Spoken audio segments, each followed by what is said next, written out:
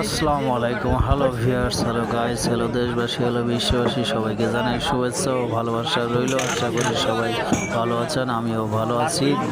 শুভ সকাল, good morning. আমাদের এই উত্তর অঞ্চলে তিস্তা নদীর আমাদের বাঁচা মাছগুলো পাওয়া যাচ্ছে, চিংড়ি, মোয়া, চান্দা, বিভিন্ন ভ্যারাইটিস মাছ আমাদের এই কাউনিয়া বাজারে কাউনিয়া বাস স্ট্যান্ডে পাওয়া যায়। আপনারা যদি